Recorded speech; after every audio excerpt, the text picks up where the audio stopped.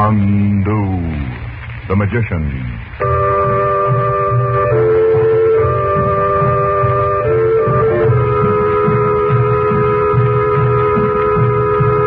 Good evening, ladies and gentlemen. The makers of White King Granulated Soap present for your enjoyment tonight and every weekday evening at this time, Chandu the Magician. Listen, and you will travel to strange lands. You will thrill to high adventure, romance, mystery. The magic of Cairo and Baghdad and the East, with their strange secrets and mysterious ways, will hold you spellbound as our story unfolds. You will come to love this drama as it is played against a backdrop of Oriental color and intrigue. And just as you will like our story, so will you like the soap we make. White King Granulated Soap. It is so easy on hands that thousands and thousands of ladies say it's just like magic. There are many tales told on the radio, but only one, Chandu. There are many soaps on your grocer's counters, but none like White King. You will love White King Granulated Soap. And when you buy White King tomorrow, save the box top and tell your friends to save White King box tops too. Now, let the play begin.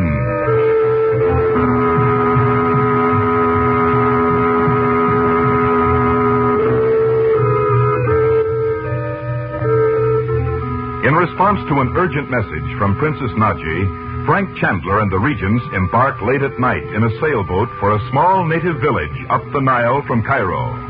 As they land, they encounter Abdallah, an Arab, who proves to be the storyteller Dorothy, Betty, and Bob had met in the Cairo bazaar. He was then wearing a ring belonging to Dorothy's husband, missing for 9 years and long believed to be dead. As Chandler questions the man, he abruptly turns and disappears in the darkness. A few moments later, in the strangely black and silent village, Chandler locates the hut where Princess Nadji was to meet them, but it is empty. No sound can be heard but the ominous howling of a dog. Chandu the Magician.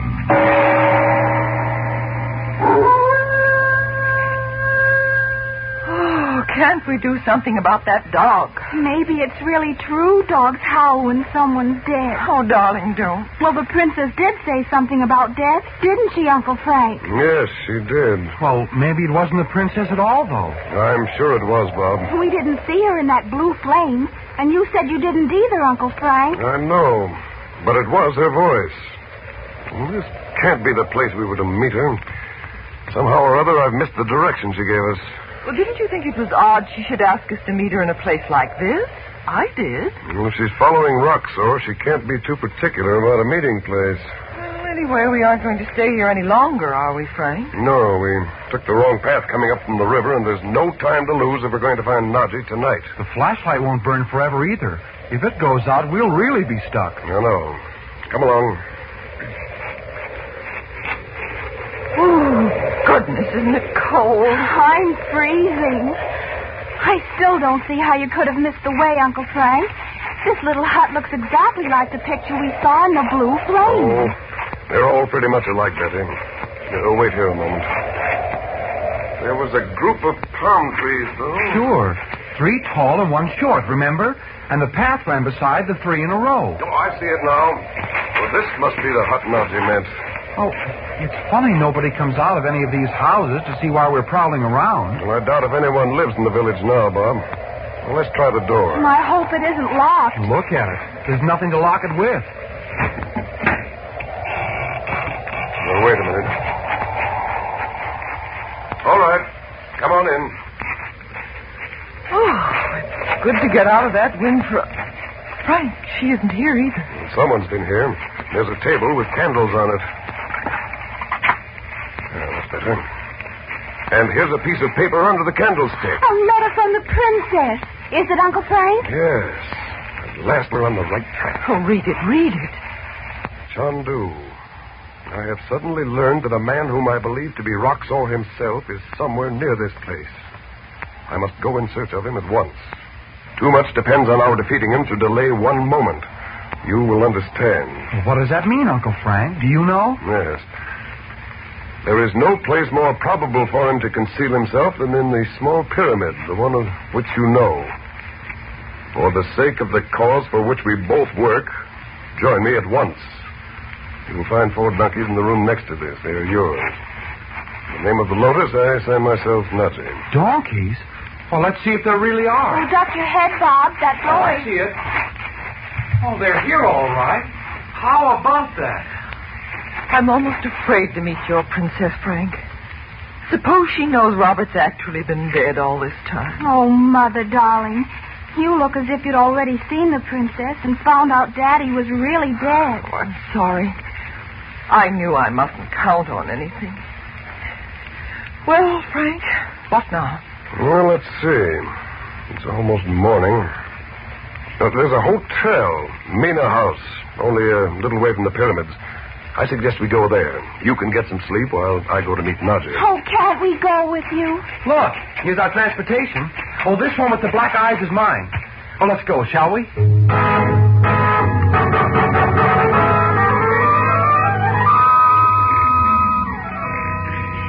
I don't care what you say, Bob. It just wasn't right to build a great big modern hotel right here in the face of the pyramids. Imagine. You didn't think so when we got here. You were glad enough to get a hot shower and a breakfast on a tray. Oh, Where's Mom? she was talking to Uncle Frank when I came down. Oh, I hope she talks him into letting us go with him up there. I bet she will. Look, why don't we leave word at the desk and walk up there to the pyramids? It's not far. Oh, yes, let's. And you know what? I'm not even going to look back down here.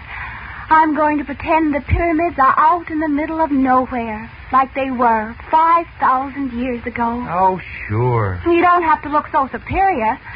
I can just hear Napoleon if he came here now.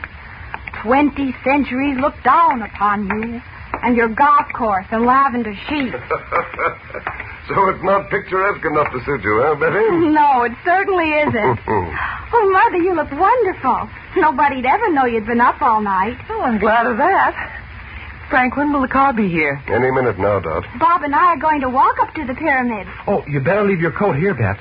I bet it's going to be hot soon. Now, just a minute before you start making plans like that. And Uncle Frank, I just thought of something. How did it happen that our trunks were waiting for us here when we left them in Cairo? I've been meaning to ask that too, Frank. Only I thought... You ought to know the answer, Mom. Uncle Frank whipped him here through the air, like that marble column they showed us in Cairo. What? Which one was that? Oh, it was inside a little iron fence, all by itself. And a man told us it was in Rome at first, and Mohammed said the magic word or something, and boom, it was in Cairo. Oh, yes, I remember that story now. And maybe it was true. But your luggage came out here in an ordinary car. Then you knew all the time we were coming here. No, but I admit I wasn't quite frank with you. That's all. Oh, I'm glad to hear it was nothing more. I wish you'd get over the feeling there's anything ghostly about the things I learned in India, Doc. There isn't, you know. I know you say there isn't, but you'll just have to give me time, Frank. And let's not say any more about it now. Just as you like. But if you'll just accept it... I do try. Oh, there's a car over there. Is it ours, do you suppose? I can't imagine anyone else starting out at this hour. Come along, kids. Uncle Frank. And let's hear no more about your walking up to the pyramids. We're all going together. No, we don't want anyone else getting lost. We'll drive up to the top of the plateau and walk from there. The sand's deep, but it isn't far to the small pyramid where we're going. Why did they have small ones? Well, for the wives and daughters of the king sometimes, Betty. But some of the pyramids were never used at all, as far as anyone knows. Oh, I see. You are the offending Chandler? That's right. Now, go on, Betty. Get in, sleepyhead. You don't realize this is the very first time I've ever stayed up all night. Handy, wait. All right, driver. You take dragoman guide to show you pyramids? My brother is very good dragoman. No, thanks. We don't need one. Go on. My brother is very good. Knows all about pyramids. Not charged too much. No, and we're in a hurry. My brother was in Valley of Kings when Tutankhamun's tomb was opened. He will tell you. Drive on. Or we'll get out and send for another car. I was Betty. What was all that for? Well, the usual routine over here, Bob. You'll find that out. Frank, is it true that the ancient Egyptians held secret rites in the pyramids? Why, where did you hear that, Dot? Oh, I don't know. I must have read it somewhere. Well, some people say that even today esoteric ceremonies are practiced, but What kind of ceremonies? we'll say secret then. I hope it's true. Think of a ceremony in a room thousands of years old. Oh, nuts. They're just plain rooms, aren't they, Uncle Frank? Well, some of them are. And some are decorated with carved symbols and painted in bright colors. Which kind are we going to? You'll see soon, Betty. Now, we get out here. The pyramids. Imagine standing right in front of the pyramids. Why, you take my time. What a noise. At this hour, too, my Empty! Huska! Be off! Be quiet! Driver, come back for us at 10 o'clock. 10 o'clock, you understand? I will come, Effendi. Allah protect you. Oh, he sounded like we'd need protection. No, pay no attention to it. Now come around the corner of the pyramid here, out of sight of the camel boys. How small it makes you feel, standing in the shadows of something built 4,000 years ago. Yeah. And think of all the people that have lived here and died, and here this pile of rock stands just the same. That's what it was meant to do when it was built. But they had no idea people would drive up to it in a car or build tiled bathrooms for tourists just down the road. I know how you feel, honey. Now, here's the entrance. You'll find all the ancient history you want just inside. I don't see any entrance.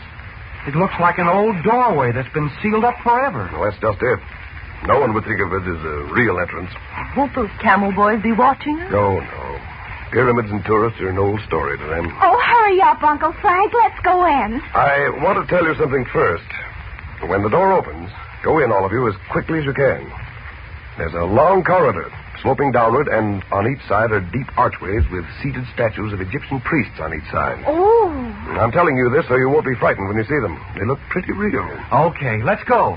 Follow me closely and be careful of the steep slope. You ready? Oh, I'm all ready. We're all ready. Yeah. There you are. Now, closer. There you go. Now, I'll go first and hold the flashlight so you can see the floor. Little white flower. Oh, Abdallah, you frightened me sitting there. What do you want? I sit here to make them think I am one of the ancient statues. But I don't understand. Listen to me. Well, hurry, what is it? Tonight, I will be in the garden at the hotel. You will meet me there But why? Why? to learn of your father. Oh, I knew you weren't as bad as they said you were. You will come. You will. Betty, are you lost? Come on. Oh, I'm coming, Bob. If it's about Daddy, yes, I will. Right after dinner. I'll be there. I promise.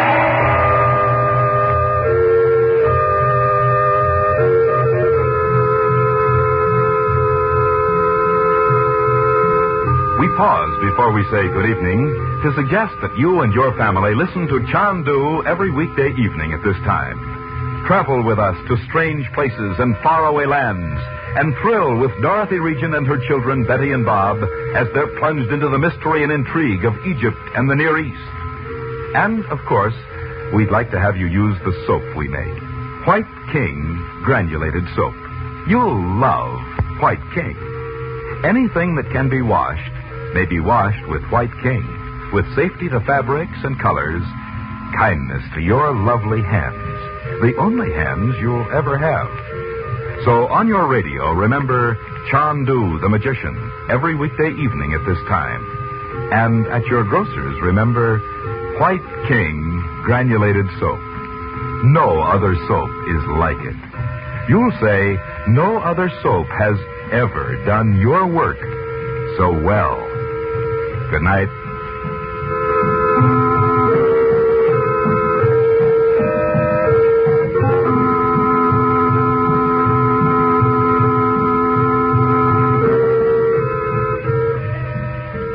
Chandu the Magician is presented for your enjoyment every weekday evening. Frank Chandler is played by Tom Collins. The makers of White King invite you to listen tomorrow at this time when the story resumes. Chandu the Magician. This is the Mutual Don Lee Broadcasting System.